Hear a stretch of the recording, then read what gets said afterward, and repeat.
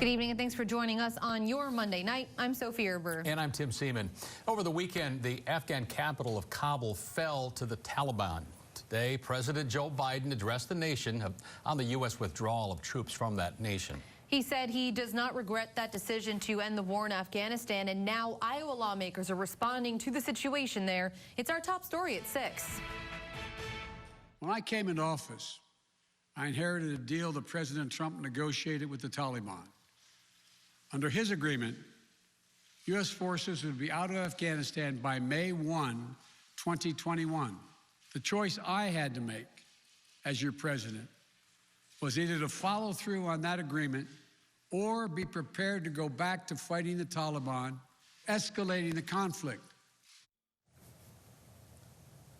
President Biden admits that the Taliban takeover of Afghanistan happened much more quickly than he had anticipated. But he maintains that pulling troops out of the region is the right decision. Iowa Congresswoman Cindy Axne said today that the Taliban uprising shows that American troops may not be able to leave Afghanistan by the end of this month, like the president originally hoped. Obviously, they're seeing an opportunity, to really have an uprising and push back. They see they see an opening. We're going to have to work with other countries and manage that, and I know that's being discussed right now. But America can't be, though, in a place where we're there from here until perpetuity. And so there's going to have to find a solution's going to be in there somewhere in the middle. We are going to have to probably continue to support the folks in Afghanistan a little bit longer because we're seeing that, the impact right now. First District Republican Congresswoman Ashley Hinson criticized the president's speech today. She said that he's blaming Afghans for their current situation instead of taking responsibility for his decisions regarding that country. And Nebraska Senator Ben Sasse is taking a harder stance. In a written statement, the Republican saying America's retreat is a major propaganda coup for jihadists, adding our troops didn't lose this war, politicals chose defeat. Elsewhere tonight, the CDC now recommends moderate to severely immunocompromised people get a booster dose of their COVID vaccine. Folks like cancer patients, transplant recipients, and other conditions that impact the immune system are the only ones that are recommended for that booster. These individuals are more likely, of course, to have what's called a breakthrough infection, which is when a vaccinated person still becomes infected with COVID-19. The incidence of that in people with compromised immune systems is even higher, okay? Because they didn't get that good immune system response from those first 2 doses. So they're more likely to have a breakthrough infection. They're definitely more likely to have severe infection, and that's one of our primary focuses right now. People planning on getting another dose of the vaccine should get the same brand as they previously received, and that does include the Johnson & Johnson vaccine. Good news to report tonight. Police in Yankton, South Dakota have asked for the public's help to find a missing girl, and they have found her. She has been found safe. The police department says it was 12-year-old Mariah Wustewald who was last seen Sunday when she left her home to walk to Starbucks at the Yankton Hy-Vee store. Again, she has been found safe. Wustewald was last seen wearing a black and red Harley Quinn t-shirt, black shorts, and sandals. They want to thank the public for their help in finding this missing child. Fall harvest season is right around the corner, and farm equipment dealers are gearing up to meet the demand of customers. The equipment shortage is a concern for dealerships as they try to maintain supplies. Labor shortages in manufacturing, as well as some COVID-related absences, are partly contributing to those delays. A regional equipment manager that we talk with says that farmers need to act quickly. Yeah, we definitely are pressing customers to get orders in and looking through inventory a lot harder, trying to get work orders and parts on work orders early because it has definitely been challenging to get stuff, and it has slowed things up. Coming up this evening at 10, KCAU 9 reporter Nick Wilson looks at how mechanics are handling repairs during these busy days. And as you can see from our footage there, a very pleasant start to our work week for this Monday. Let's check in with you, though, for the actual temperatures. Our chief meteorologist, Scott Larson, here. Yeah, pretty much an extension of what we witnessed over the weekend out there, Sophie. Some more sunshine. It is a little bit more muggy than what we experienced on Saturday and Sunday, though. As we review the high temperatures, 80s and 90s across the board. 90 for Yankton, 92 in O'Neill, 88 Sioux City, 86 in Orange City and Spencer. Through the month of August, we have had warmer than average temperatures to this point. It looks like tonight we'll see our lows slip back into the 60s across most of the area. 66 in Sioux City, as well as Wayne, 68 in Yankton. We're going to climb back into the 90s starting tomorrow. It looks like some changes, though, around the end of the week, and we'll have more coming up with a full 9 on 9 forecast. Tim? All right, Scott, thanks. The Cherokee County community of Quimby this evening once again has running water. Water there was turned off early this morning so that workers could replace a water line. Even though the water is again running, utility officials say that due to the loss of pressure in that system, a boil advisory will remain in effect until further notice.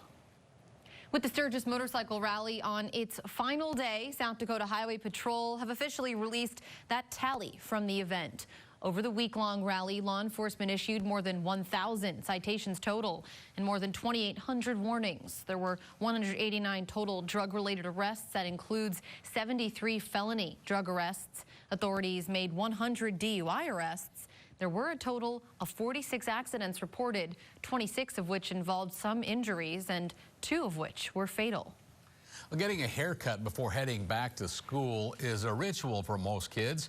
Today, one local business pitched in to help make it happen. Ashton Robinson, the owner of Bespoke Salon in downtown Sioux City, donated her services to help out littles who are partnered with Big Brothers Big Sisters of Siouxland. The back-to-school look, of course, can be very important for kids and the confidence level throughout the school year.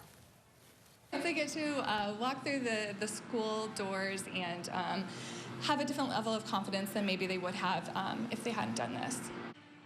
We're told today around 30 haircuts were given out, thanks to the folks there that made it happen. Yeah, pretty cool. That was definitely a tradition in my family. Well, the people of Haiti tonight, another difficult night ahead. They're now cleaning up after an earthquake hit there over the weekend. That's right, what the earthquake was like for one Iowa woman who is living in Haiti, coming up. And some more gorgeous weather is expected here in Siouxland with sunny, breezy, and warm conditions. Things start to change as we get toward the weekend with a cold front and a chance of some showers and storms for a change. Your 9 on 9 forecast coming up next.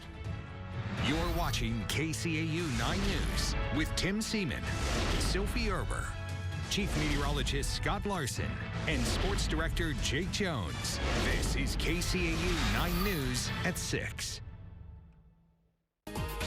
Talking just a moment ago about the tradition of getting a haircut before you head back to the classroom.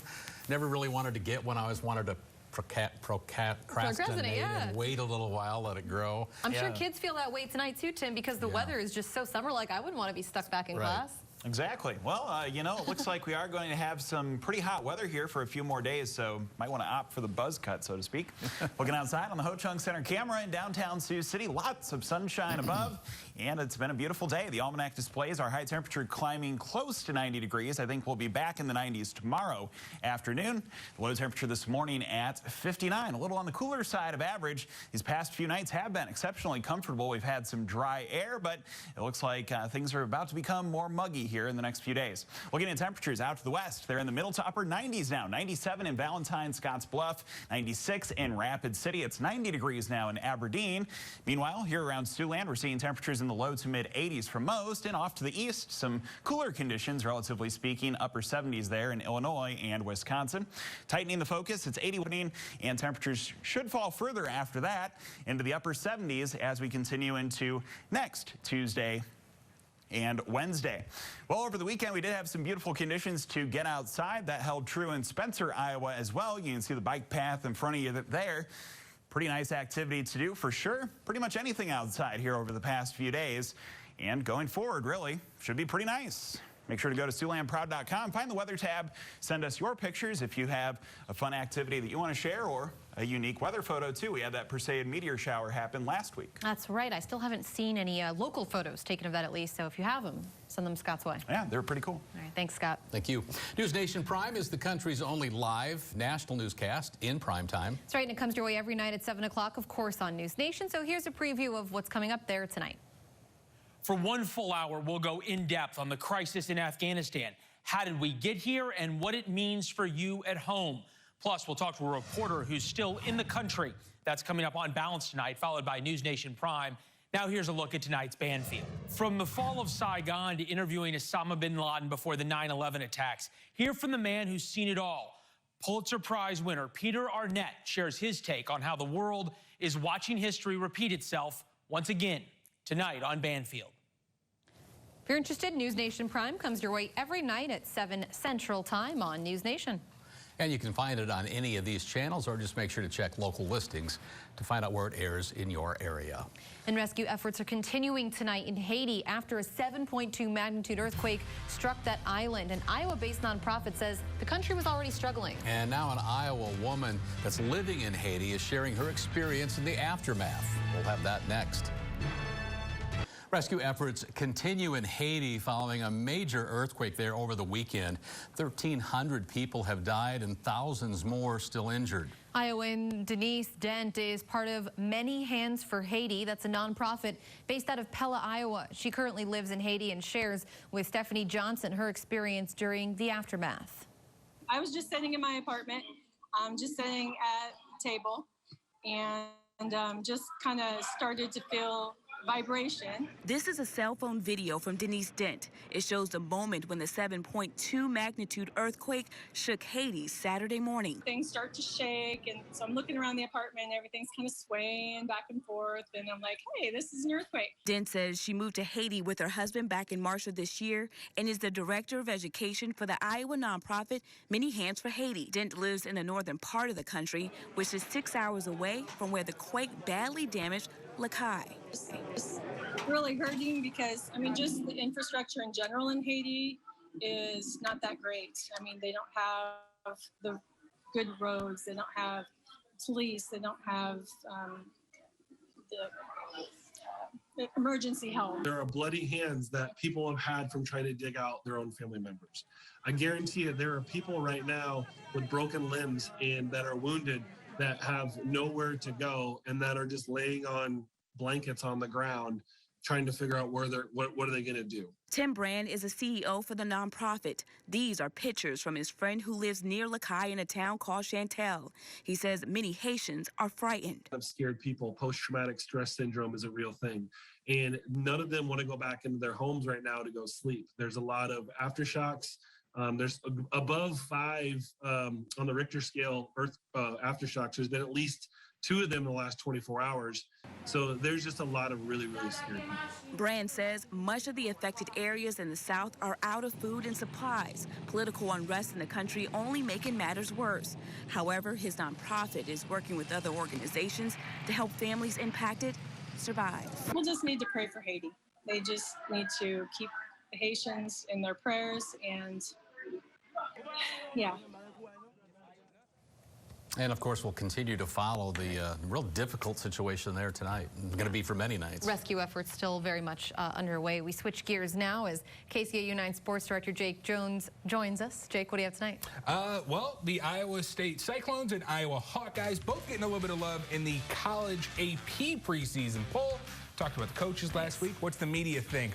Plus, the X's with a huge win last night.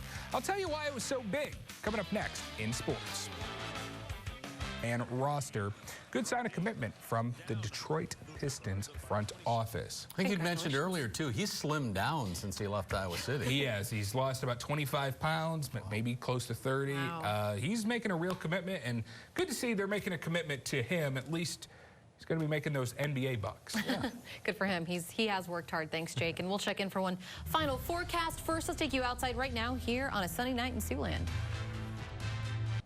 Well, a bat boy or a bat girl, pretty common stuff around minor league baseball, even in the big leagues, I guess. But a 4-legged friend Yeah. I don't know. This is different. This is unusual, Tim, you're right. Slider is the bat dog for the Myrtle Beach Pelicans. That's the low-A affiliate of the Chicago Cubs. Who knew? After he was sidelined last year due to COVID-19 pandemic, Slider made his return to the diamond and got back to doing what he loves most, retrieving bats. He does look like a retriever. The pup executing his role perfectly. How's that for you, Scott? Trotting out to grab the lumber after each at bat and returning it to the dugout nicely. Slider is the third bat dog to be part of the Pelicans organization. What do you guys think? Should we make this a thing? I know another Slider that's probably a little upset tonight. Uh-oh. You know what? The hometown Slider. There is another Slider in town who also happens to have 4 legs, but he likes to walk on 2. Works on 2 of them. Yeah, Oh, wow. I'm going to have to check that out. He probably doesn't like this because now they're going to expect him to do it. He's got to entertain everyone. This could be a bet. Get him down on all 4s, collect the bat. Oh, my goodness. Maybe Could be fun. Might make TV even, Slider. Contact us. Let us. Makes TV all Let day. us know if you're into Isn't he it. a lab, though? I'm not sure what dog Slider is. The breed. Yeah.